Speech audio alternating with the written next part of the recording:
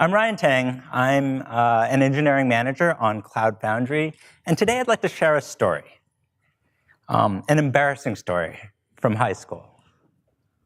It's 1995.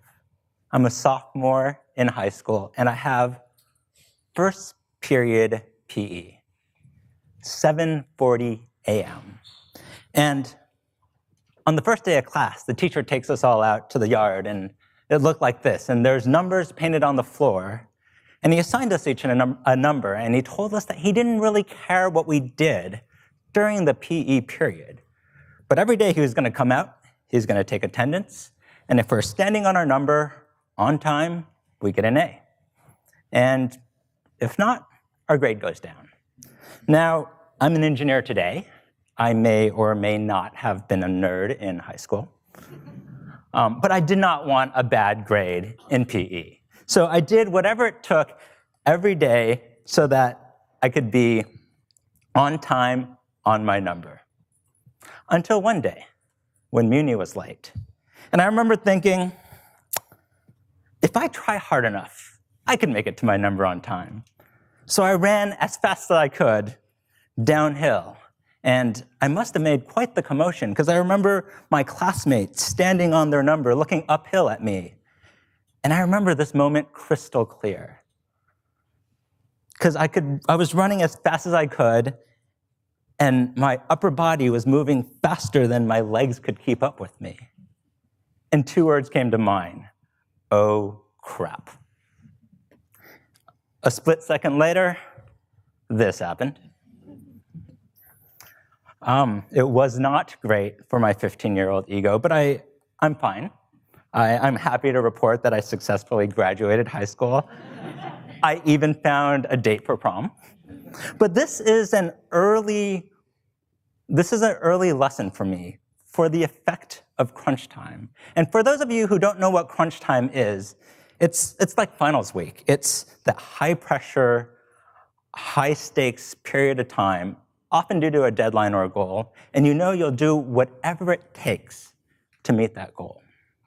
And today, I'm going to try to convince you that crunch time was a good idea 50 or 100 years ago in the era of monotonous factory work. But today, in the knowledge economy, where we want our people, our employees, to be smart and creative, crunch time doesn't work so well. And the way we're going to approach this is that we're going to look at 3 case studies. The first one is my daily get to work on time project. The second one is the Marshmallow challenge. And the third one is the candle problem. And after we look at these, we're going to dig in a little bit. And then we're going to try to understand what are the effects of crunch time and external motivators, and how do we build a workplace that fosters creativity. So let's get started. This is my 4-year-old. A little background: he goes to preschool. He really likes horses and ponies. He dresses himself, and he really likes stripes, apparently. And one of my duties as a father is to get him dressed and out of the house and drop him off at preschool. And so this is my daily project. You have the project manager, which is me, the allocated worker, who's my 4-year-old son. And the goal of this project is putting on pants. Now, they could be stripy, they could be otherwise. It doesn't really matter. As long as he's wearing pants when we leave the house, it's a success. It's not a very high bar. And now this conference, Calibrate, is pretty forward-looking. So I'm going to assume everybody here knows what Agile is and how Agile works. So I'm going to take a little artistic license to make this interesting and tell you that Pants Project is a waterfall project. And if you know anything about waterfall projects, you start with a deadline. Now, deadlines are scary. You don't want to get too close to them. So what you do is you create a fake deadline or two. And so here we go. Fake deadline, kind of fake deadline, and the real deadline. All set, time to start the project. I gather my staff, and I say, Mr. 4-year-old worker, we're starting our project, and you play a very important role. So please help out the organization by putting on your pants. So now I leave, I go get some work done, and I come back at the first deadline, and the status report, red. I have a naked preschooler sitting on the floor reading a book. What's a project manager to do? Pep talk. Mr. 4-year-old worker. This is a very important project, and we're on a very tight timeline. So it's imperative that we get this project done on time and that you put on your pants. I leave again, I do a little bit more work, and I come back at deadline number 2, status report, also red. I have a son in superhero underwear playing with toy trucks. Sure, there's been a little bit of progress, but not enough. So I do another pep talk, and then I go, do a little bit more work, and I come back. But the third time I come back, this is the real deadline. So I come back before the deadline, and I see still no pants. I'm worried now. The project is in serious jeopardy. I've given a pep talk twice. It didn't work. So what do? Well, I have a business degree. I could tell you what to do. I need to incentivize my worker. I need to convey to him the gravity of the situation. I need crunch time. Any guesses to what crunch time looks like in the Tang household? It looks like this. Daddy's gonna count to 3. 1. He gets up, runs across the room, grabs his pants. 2. He puts his legs in. 3. And he stands up, pulls up his pants, breathes a sigh of relief, and success. Achieved through last-minute heroics. Sound familiar to anyone? So let's take the results of this case study and put it together on this table for our 3 case studies. For the pants project, the mechanism was time pressure. Did it work? Yes. And creativity required for this, I'm going to have to go with low. So the moral of the story is crunch time works if you have a project that's as complex as putting on pants. Case study number 2, the Marshmallow Challenge. The Marshmallow Challenge actually has a website. It's a lot of fun. I'd recommend it. As a participant of the Marshmallow Challenge, you get a team of 4 and 18 minutes. You get 20 sticks of spaghetti, 1 yard of tape, 1 yard of string, and 1 marshmallow. And the goal of the project is to build the tallest freestanding structure, and the marshmallow must be on top. So the question then is, who consistently performs well on the Marshmallow Challenge, and who performs poorly? Well, it turns out that consistently among the worst performers are recent graduates of business school. And it turns out that consistently among the top performers are graduates of kindergarten. Now, if this were an Agile conference, I would talk about how process makes a difference and say this is the typical marshmallow building process. And then I would tell you about how a lot of marshmallow towers actually fall down when they put the right at the very end of the process. And then I would point out how kindergartners actually use an iterative process, which seems a lot like the way we build software. But we're not an Agile conference, we're at a management and leadership conference, so let's talk crunch time. Right here, I have a graph of the typical performance of 10 teams. On the y-axis is the height in inches of the marshmallow structure, and each column, each bar represents a team. So you'll see about half of the team have standing marshmallow structures, and about half of the team don't. So now we've got a group of people happily building their marshmallow towers. And how do we implement crunch time? Well, in this particular case study, we have a host that raised the stakes, and he offered his participants $10,000 in free software to the winning team. So before I get to the results, who thinks that the teams did better after this? Who thinks they did worse? Who thinks it made absolutely no difference? Well, it did make a difference, and the result was no standing structures. If even one person or one team had made a mere 1-inch structure, they would have won. So how do we make sense of this, right? So for me to make sense of it, I go back to the analogy of software and the marshmallow structure. And in this analogy, the height of the structure is akin to business value. These are the features we're building. And the stability of the structure is akin to the quality of software. And so if you're put under enormous pressure to deliver features, it becomes very easy to deprioritize chores and deprioritize bugs. And these are the things that strengthen and stabilize our structure. So it's no surprise at the very end when somebody puts the marshmallow on top and the entire thing falls down. But let's add this case study to our table. For the marshmallow challenge, we have the mechanism was a high stakes reward. It clearly did not work, and the creativity required for this challenge was high. Let's move on to case study 3, the candle problem. The candle problem is an old psychology experiment. You may have heard of it in a college psychology class.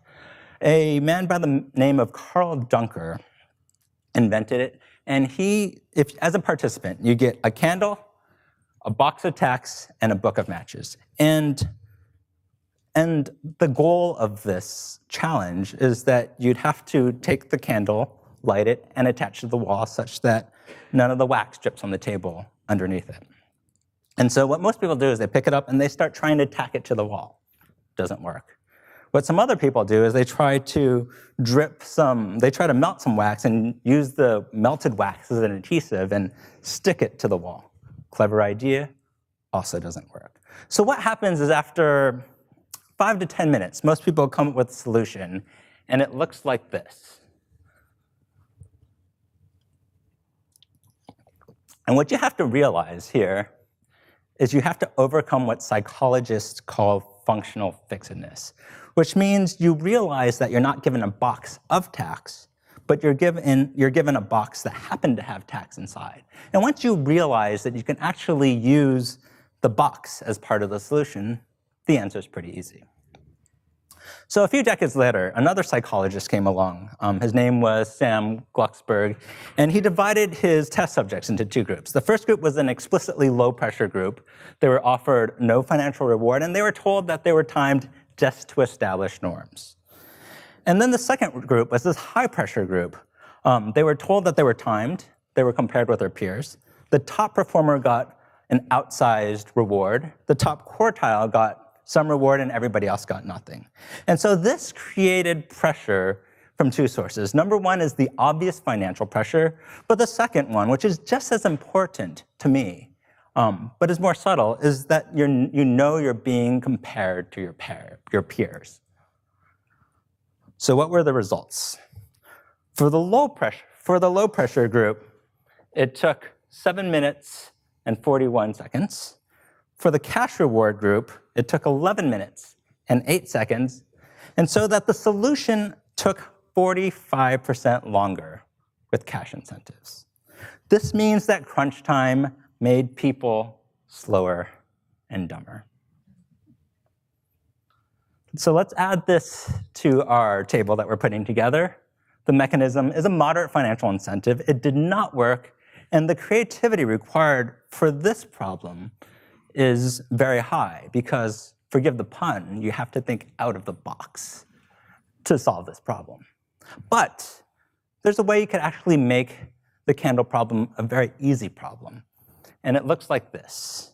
And what you do is you take the box of tacks and you throw out the tacks before your test subject comes here. And now what you have is the candle problem for dummies. And all you really need to do now is you're testing how fast people are tacking and lighting a candle.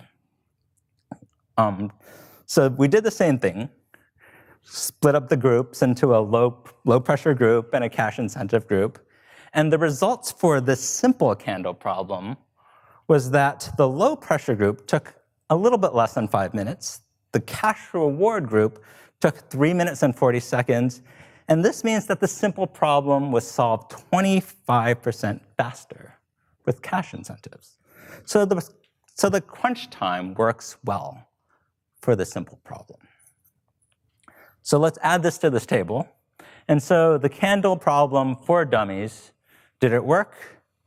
Same mechanism, did it work? Yes, and creativity is low. So I'd like to take a moment here and analyze this table we put together.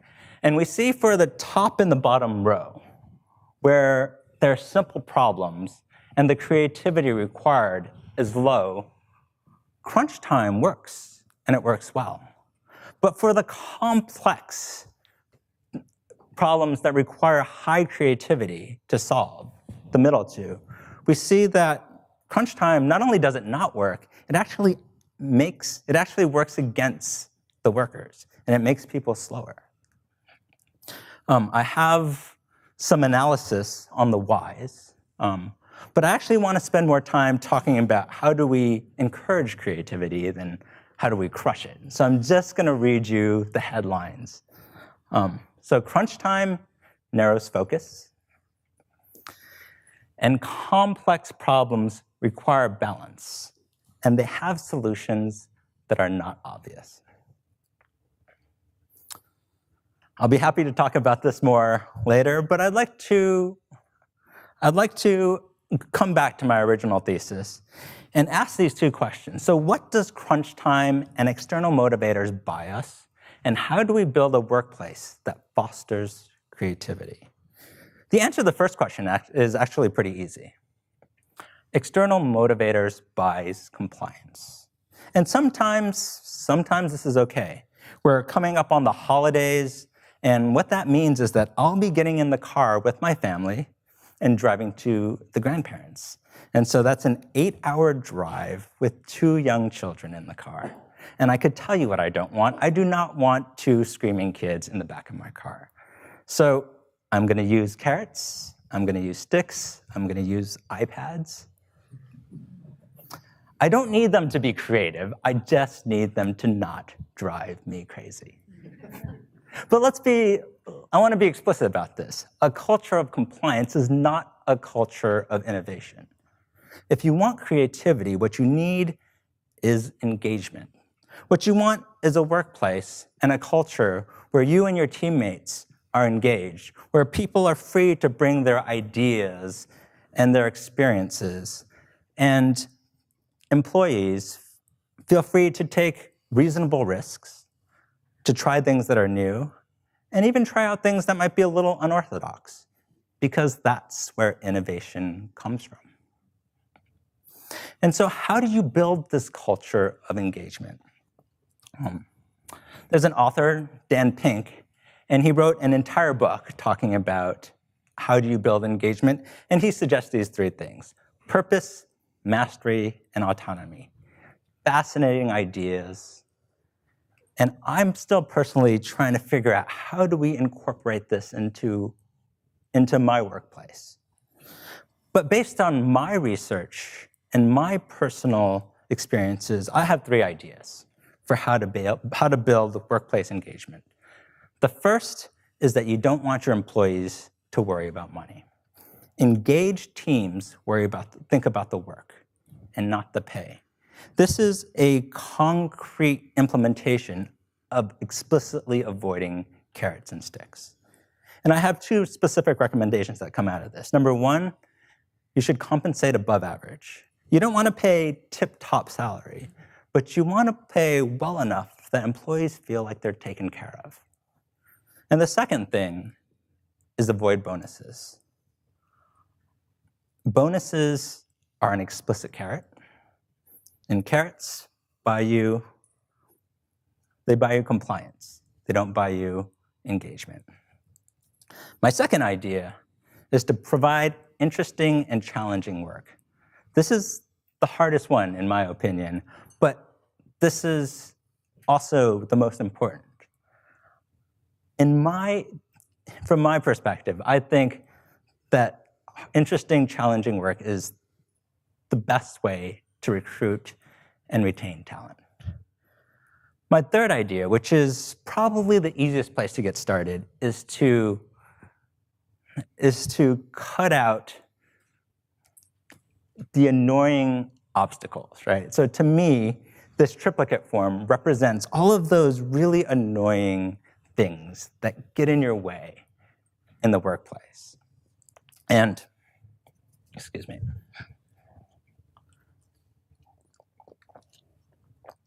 And if you've ever worked at a big bureaucratic company, you know what I'm talking about. These are the things that suck the life out of you.